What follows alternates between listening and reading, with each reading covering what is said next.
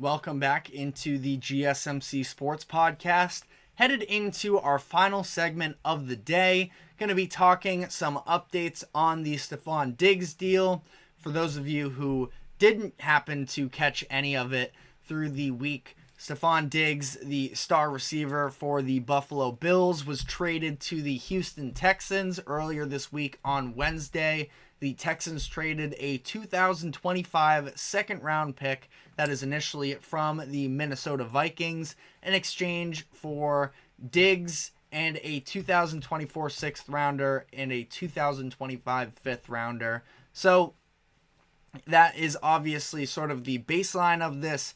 Texans trying to capitalize on the fact that they have so many key players for their organization on rookie contracts and they have the extra space.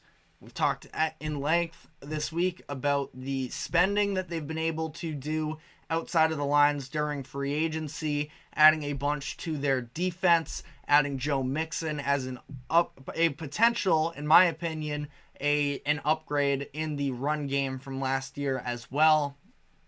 But had some interesting details come out over the past 24 hours. The Texans are going to be voiding the final 3 years of Diggs' contract.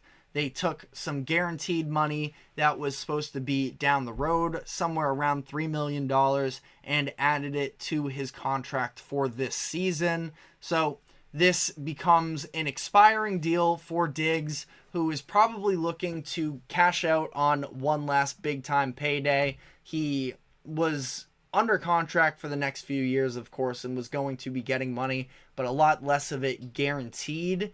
And now he has a chance to really establish himself again after, to some degree, a down season last year where he had his least amount of yards since 2019 and was just not the same level of effective as we've seen from him in the past. But Diggs is currently 30 years old, and he's going to, again, probably try and chase that one last big-time contract.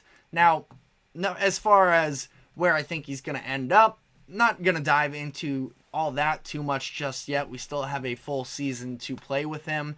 I don't think he's going to be back with Houston after this year.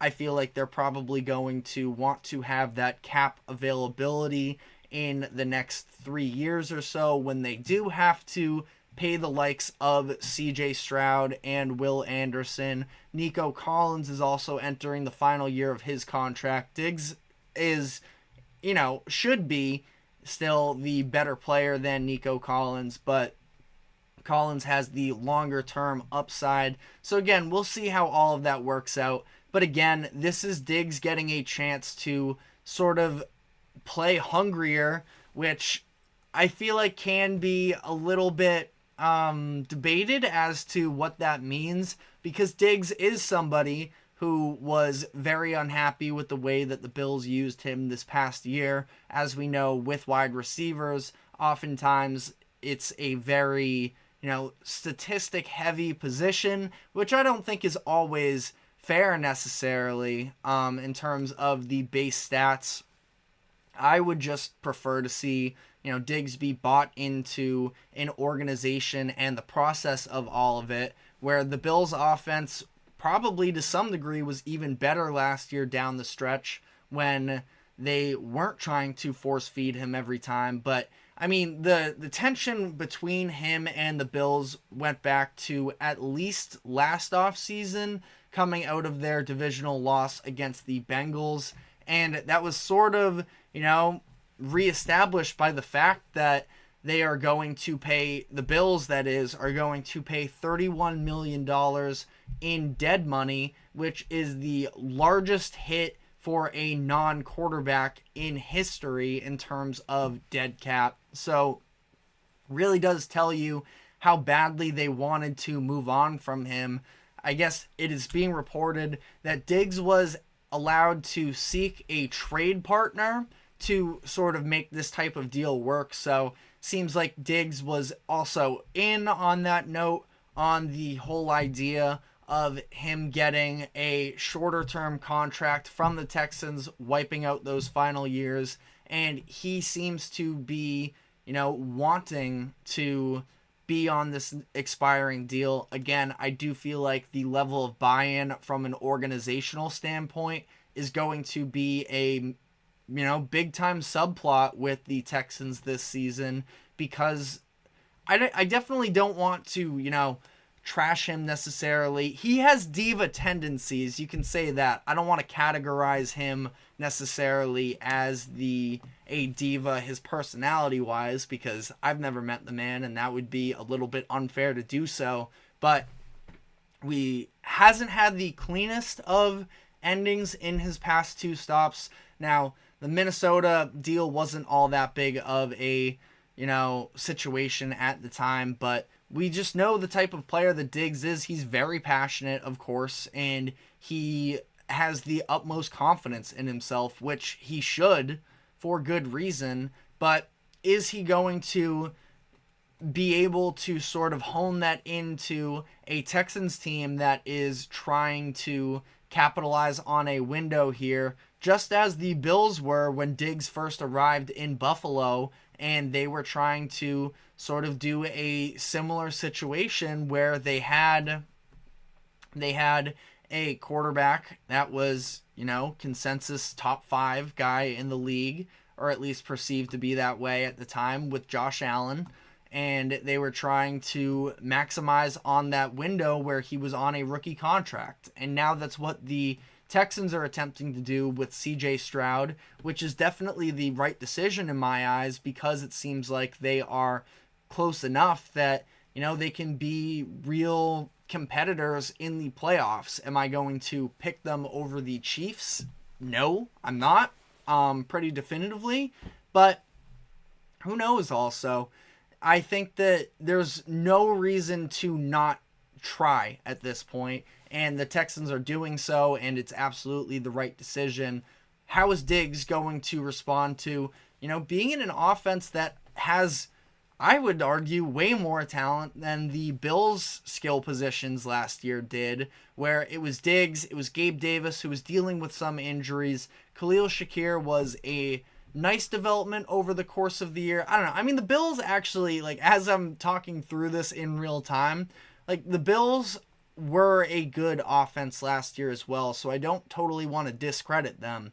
But lots of weapons here in Houston with Nico Collins, who it seems like Stroud has an excellent rapport with. If you look red zone targets and on third down attempts, it seemed like he was always finding Nico Collins, and it was always succeeding. So in a good way, of course, but him, Tank Dell, who showed a lot of flashes in his rookie season, Dalton Schultz was a nice addition as well, and now they're bringing in Joe Mixon to try and help with the run game. I believe Dameon Pierce is still on the roster as well. Not that I expect him to be a massive contributor this season, but also somebody who had a tremendous rookie season and just disappeared last year, so with a better offensive line and passing game. Still something that makes no sense to me up to this point, but we'll see.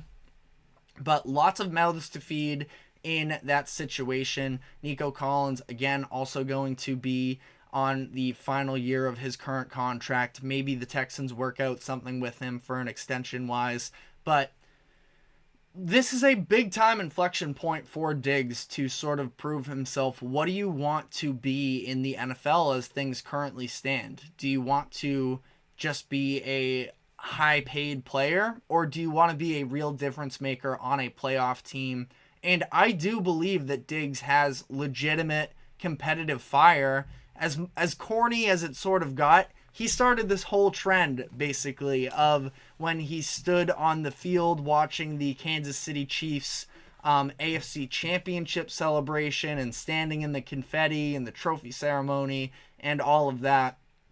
Almost turned into this ridiculous trend that happened a little bit. But, it was because at the time he legitimately was hungry. He wanted to experience that, so he never felt it again. And unfortunately with the Bills, it just never played out again in a positive way necessarily from that point on. But I do think that Diggs really genuinely cares about trying to put together the best possible season, and not just for himself, but to actually have some postseason success. And we will see how that all plays out. I do also want to sort of go back to that idea of the fact that the Bills allowed Diggs to seek a trade partner. It was also reported that the one team that he was not allowed to talk to was the Kansas City Chiefs. I think that there may have been some level of communication from the two parties, and the Bills shut that down for good reason to not give Diggs to the Chiefs, because that would have been, I mean, there was just no way that was going to happen. I know that the Bills don't necessarily seem like favorites like they once were to win the Super Bowl, but they still believe that with Josh Allen and with the infrastructure they have, they can be at least playoff competitive, be searching for a division title. And what, I forget what I was watching. I think it was something on ESPN calling, somebody got made fun of for saying that the AFC East is open. I sort of do feel that it is, where I think that the Bills got worse. I think that the Dolphins got worse and the Jets got better. And those three teams, any one of them can come away with the division title. Let us know in the comment section who you have winning that division. But I feel like there's still, a lot up in the air with that division. And the Bills, they were just never going to trade Diggs to the Chiefs in that instance, where it feels like it would have been, I wouldn't say a death sentence necessarily, because again, we'll see how long Diggs is still going to have the level of play that he has showed that he clearly can, as recent as a couple of seasons ago in 2022, where he had 1,400 yards. So I definitely would not say that he's washed, but something needed to change there in Buffalo. He heads out. The Bills save some money ultimately in the long run. Not ideal eating all of that dead money this coming season, but sometimes that's just the cost of, we just saw Russell Wilson and the amount of money that the Broncos are going to be paying him to not be there in these next two seasons. So sometimes you just need to, pay the price to make the change happen. And who knows? They obviously don't get a first round pick, but I don't think that any team was going to give up a first round pick for Diggs.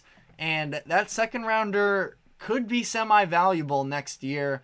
We will see. Like I talked about this past week, they are going to need to capitalize on some of these draft opportunities to actually, pull themselves back into a competitive environment headed forward here. So, yeah, that's pretty much all I have on that. We do have a comment before we head out here from Kirito MVP. Warriors new five with Curry, Clay, Wiggins, Draymond, Trace Jackson Davis are 10th offensively and 3rd defensively in the Warriors' old core, with Curry, Pajemski, Wiggins, Kuminga, and Green are 7th offensively, 15th defensively. What five will Steve Kerr keep? That's a good question. We saw last night the fact that Klay Thompson can still absolutely be a contributor. Let me pull up the numbers right now, but he had a very efficient night last night. And really, since he's sort of settled into this bench role, it seems like more and more often we're seeing him be able to give good offensive minutes. But that being said, the defense just is not at the level that it was when he was, the All-NBA caliber player. I actually don't know if he was ever selected to an All-NBA team, but of course we all know how good and valuable Klay was during those years, which is why he's going to be a Hall of Famer. He didn't make an All-NBA, which I guess isn't all too shocking necessarily, but he did make a third team once. 2 times, actually. So, yeah, I think that ultimately, I don't think Klay is going to be in the starting 5 for them. And Kirito comments, if Kuminga doesn't want to come off the bench, truthfully, I don't think he should come off the bench, and I don't think that he would take to that kindly. If your plan is to have Kuminga come off the bench, I feel like you're better off trading him and trying to make one of those deals. I think that he has too much value to make just a bench scorer. The raw talent even headed back to when he was coming into the G League Ignite. He was seen as a raw prospect that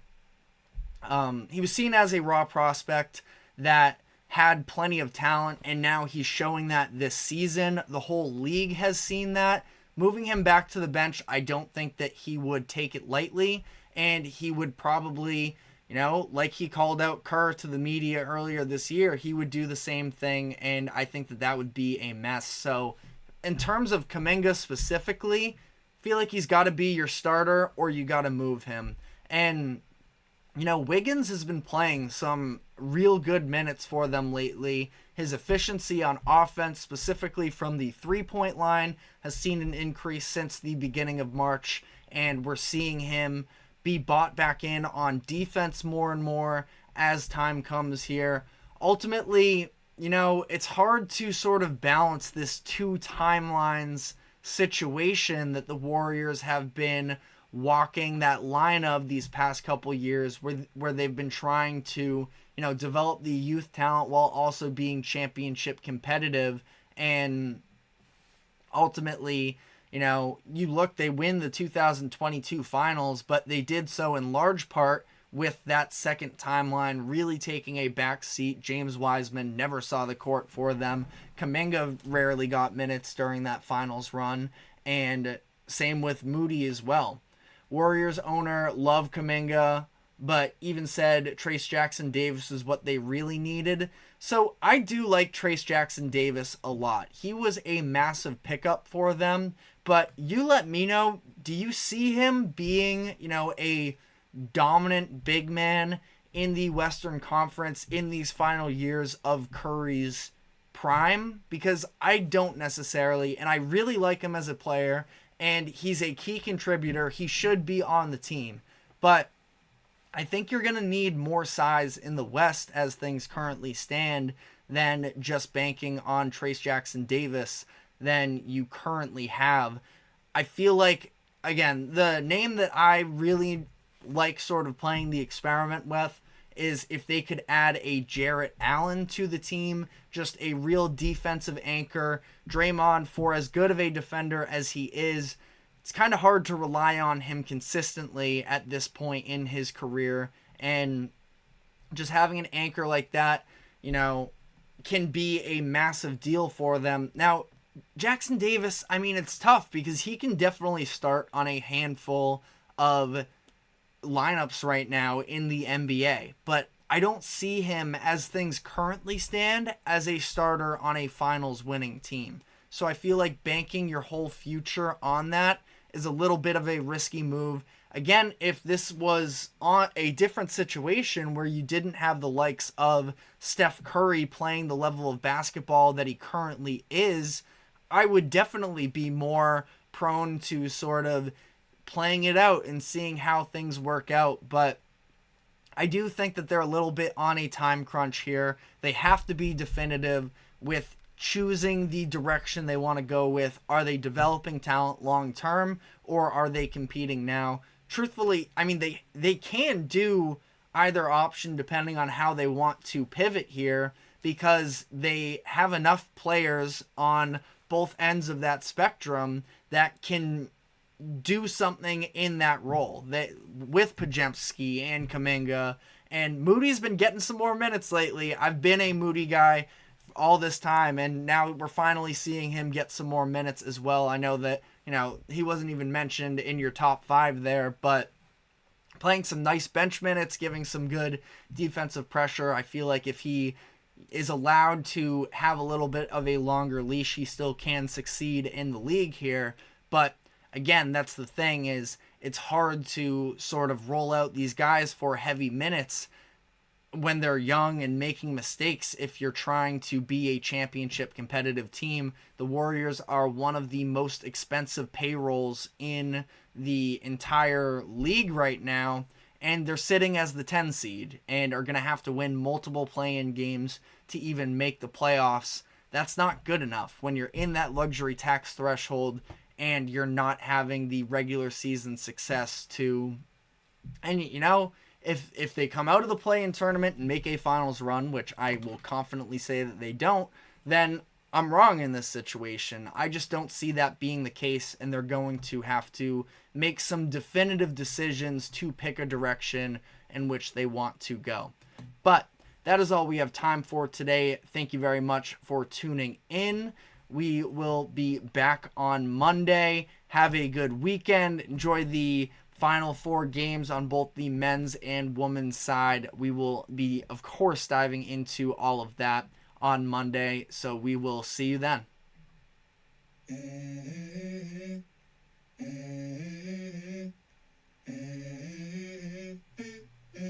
Let's go. I wake up to a little bit of drool on my pillow, feel like it's gonna be a bad day. Yeah, I'm tired of shit, and the coffee ain't hit yet. Damn, ain't that great.